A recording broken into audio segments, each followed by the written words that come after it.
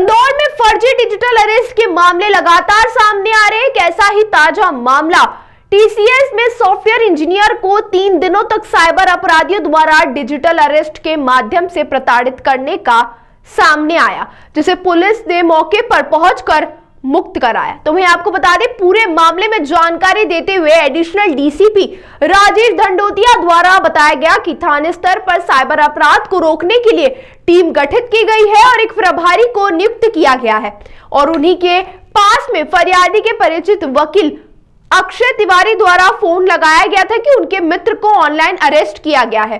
पीड़ित मोहित मौर्य को एक ऑनलाइन कॉल आया था जिसमें उन्हें कहा गया था कि डिजिटल कोरियर में ड्रग्स और कई संदिग्ध वस्तुएं मिली हैं, इसके कारण आपको ऑनलाइन अरेस्ट किया जा रहा है। अब फरियादी का कॉल सीधे तौर पर बताया गया कि दिल्ली में साइबर क्राइम ट्रांसफर किया गया और इसी तरह कई घंटे तक उसे डराया धमकाया जाता रहा। इसके बाद मौके पर पुलिस पहुंची और फरियादी मोहित मौर्य को साइबर अपराधियों से मुक्त कराया। पूरे मामले में बताया जा रहा है कि पुलिस पहुंची जब तक साइबर अपराधी द्वारा फरियादी से 1 लाख रुपए के करीब राशि वसूल चुके थे और फरियादी ने ऑनलाइन लोन लेकर साइबर अपराधियों को यह राशि दी थी। साइबर अपराधियों ने फरियादी का ऑनलाइन दस्तावेज भी मंगवाए थे। तमाम जो बैंक अकाउंट है उनको भी साइबर अपराधी खंगालते रहे, लेकिन जिस तरह से यह तत्परता से कार्रवाई हुई है उसमें कहीं ना कहीं साइबर अपराधियों की जागरूकता न होने के कारण 3 दिनों तक फरियादी को फर्जी तरीके से डिजिटल अरेस्ट किया गया। पूरे मामले में साइबर अपराधी पर पुलिस द्वारा 30,000 का इनाम भी घोषित किया गया है। हाँ सर मुझे एक बार इन्फॉर्मेशन दे दीजिए ना सर, ये कब तक चलेगा सर? मैं 3 दिन से ऑफिस नहीं गया सर, मेरा मैनेजर अपडेट पूछ रहा है सर। किस टाइम में आता हूँ ऑफिस? सर 11 से 11:30 के बेल का बोल रहे थे आप। मैं बोल रहा था बेल का मैं भी जाऊंगा, मैं भी कुछ बिजी हूँ। मैंने आपसे बोला था कि मैं 12 बजे के बाद जाऊंगा। ओके सर थोड़ा जल्दी करवा दीजिए ना सर, ये हो जाएगा तो मुझे एनओसी वगैरह मिल जाएगा। तो मोहित या कोर्ट के हाथ में बेल मिले नहीं मिले आज, ये तो मैं 12 बजे के बाद जाऊंगा, वहाँ से बेल लूंगा। ये कोर्ट के हाथ में, कोर्ट में देखता हूँ क्या रहता है जाके। ठीक है सर 2 मिनट के लिए कोर्ट का मामला होता है, ये मेरे हाथ में नहीं है। सर 2 मिनट के लिए आप क्या कॉल पे आ सकते हैं क्या सर? ठीक है, किसी केस की तो मैं 12 बजे के बाद जाऊंगा। ओके, बेल के लिए देखूंगा क्या सिचुएशन है कोर्ट में।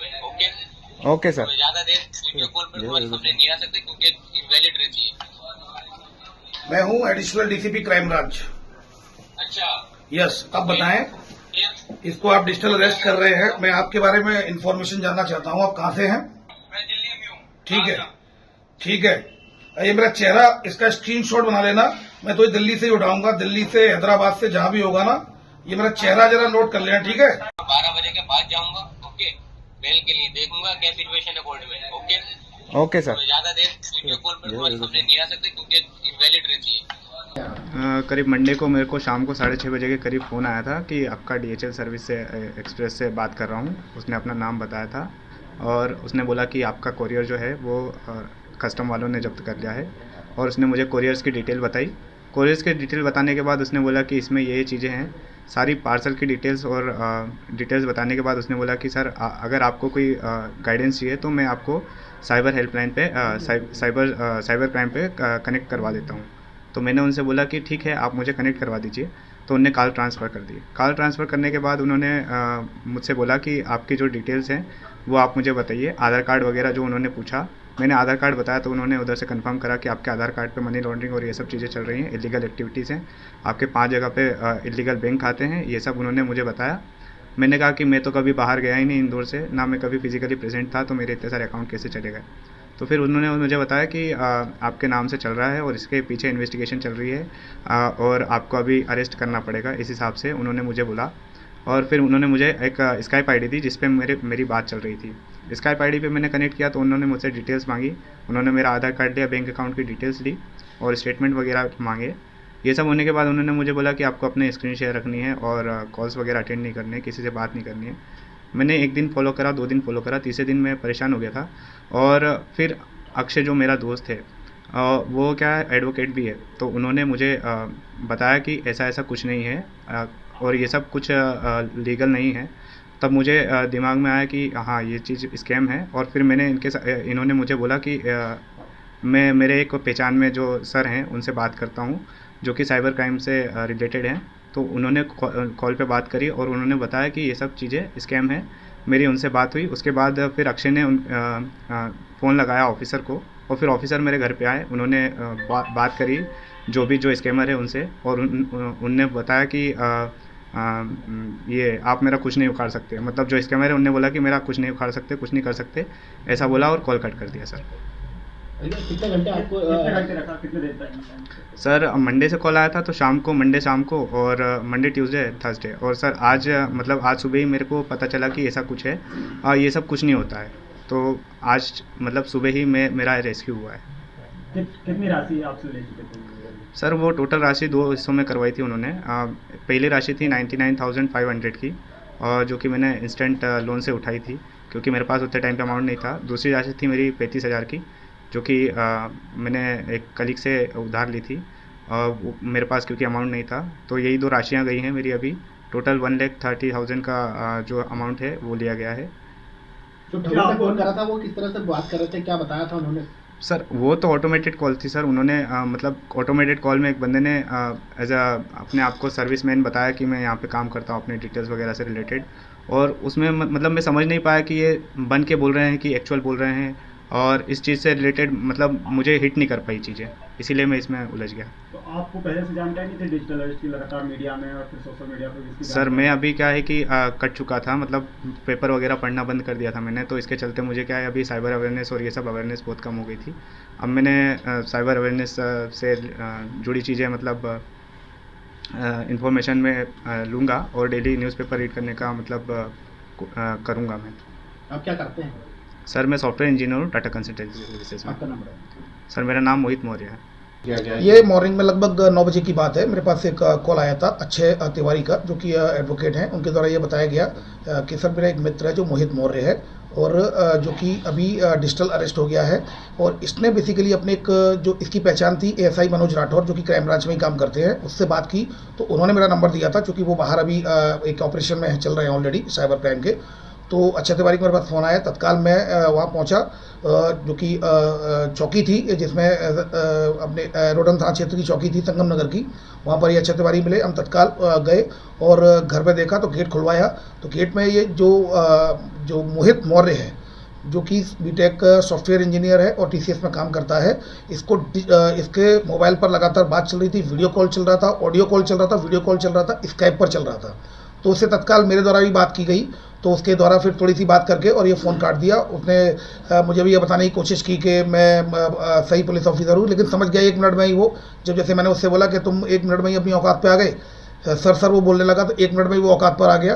तो फिर उसके बाद उससे बातचीत की और उसके बाद उसने फ़ोन काट दिया। पूरी जो घटना इस प्रकार से आई है कि ये मोहित मौर्य, जो कि टीसीएस में काम करते हैं, मंडे को शाम को ऑफिस से लौटे थे, लगभग 6:30 बजे के करीब उनके पास एक ऑटोमेटेड कॉल आया कि हम ये जो दिल्ली के DHL एक्सप्रेस के कुरियर सर्विस से बोल रहे हैं, जो ऑटोमेटेड कॉल था कि और आपका एक पार्सल वहाँ पर रोका गया है, कस्टम पर एयरपोर्ट पर रोका गया है। तो अगर आपको कुछ भी ज़्यादा फर्दर इन्फॉर्मेशन चाहिए तो 1 दबाएं। तो इसके द्वारा 1 दबाया गया, तो उसके द्वारा बताया गया मैं DHL एक्सप्रेस से कस्टमर केयर से बोल रहा हूँ, और आपका जो पार्सल था वो कस्टम पर रोका गया है, क्योंकि वहाँ पर उसमें एक इलीगल ड्रग 140 ग्राम MDMA ड्रग निकला है, 4.5 किलो कपड़े निकले हैं, कुछ पैन कार्ड निकले हैं, कुछ आधार कार्ड निकले हैं, और आपके आधार कार्ड का इस कुरियर में यूज हुआ है।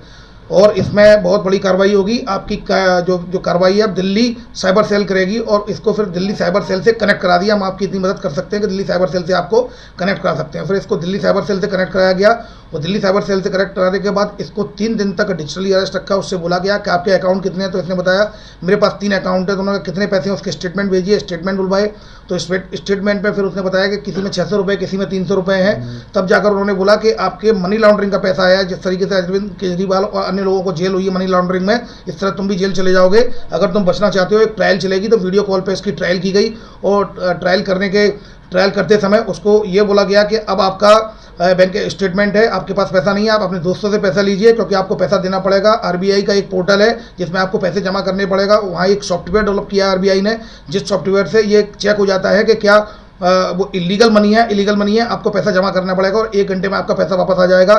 फिर जो पीड़ित है उसके द्वारा फिर लोन लिया गया, इंस्टेंट लोन लिया गया 1 लाख का, और फिर 35,000 का 2 बार लोन लिया गया, 1 लाख उसने दिए। फिर उसने बोला कि अब तुम्हारी बेल कराने मुझे जाना पड़ेगा, बेल के लिए भी पैसे चाहिए, तो बेल के लिए उसको फिर उसने 35,000 रुपये लिए, और तब तक बात चली रही थी, बेल की बात हो गई। फिर उसके बाद ये बोल रहा था कि पैसा और बेल में लगेगा।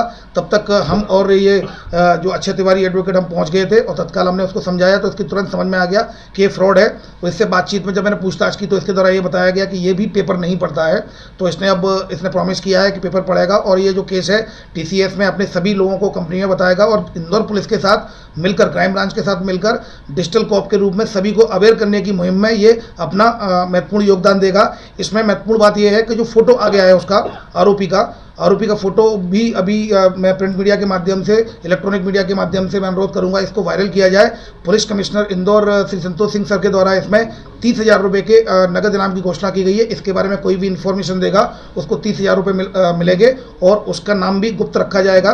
तो इसको अधिक से अधिक वायरल करने में आप सभी लोगों की भूमिका भी काफ़ी महत्वपूर्ण है। और इस व्यक्ति को, जो भी इसके व्यक्ति के बारे में सूचना देगा इंदौर क्राइम ब्रांच को, मैं नंबर बताता हूँ 9425126506, 9425126506। ये एडिशनल डीसीपी क्राइम ब्रांच, ये मेरा ही नंबर है। कोई भी इसमें सूचना देगा, या इंदौर पुलिस कंट्रोल रूम के नंबर पर सूचना देगा, या फिर साइबर हेल्पलाइन नंबर पर सूचना देगा 7049124445, तो इसको पकड़वाने में मदद करेगा, सूचना देगा, उसको police commissioner Indore Shri Santosh Singh sir के द्वारा 30,000 का कैश अवार्ड दिया जाएगा। फिलहाल विक्टिम को मैं अपने साथ लेकर आ गया हूँ, इसकी कंप्लेंट रजिस्टर करा दी गई है, और अकाउंट भी ब्लॉक करा दिया गया है। 1930 पर कंप्लेंट रजिस्टर करा दी गई है। अकाउंट भी RBL का अकाउंट है, जो कि अजमेर आ रहा है। तो इसमें ऑलरेडी टीमें काम कर रही हैं। ताज़ा खबरों के लिए सब्सक्राइब करें JSR टाइम्स, और साथ ही नोटिफिकेशन पाने के लिए बेल आइकन को दबाएं।